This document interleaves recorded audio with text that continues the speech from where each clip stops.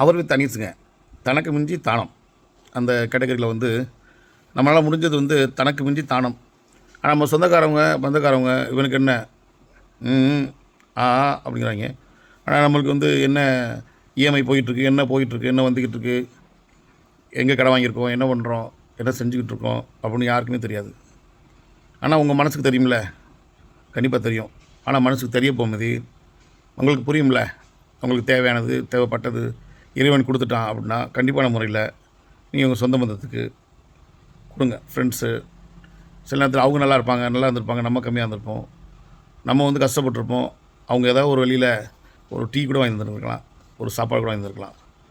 இன்றைக்கி நம்ம நல்லாயிருக்கோம் அப்படிங்கிற மாதிரி ஒரு பொசிஷனில் உங்கள் மனசுக்கு நம்ம எல்லாமே ஓகே, நல்லாயிருக்கோம், இதுக்கு மேலே ஏதாச்சும் பண்ணுவோம், யாருக்காச்சும் கொடுப்போம் அப்படின்னு மனசு வர்றதுக்கு நீங்கள் போதுங்கிற மனம் வந்து உங்களுக்கு கண்டிப்பாக தேவை. போதுங்கிற மனம் வந்துச்சுன்னா கண்டிப்பாக எல்லோரும் கொடுப்பீங்க. உங்கள் அனீஸ் வாரி.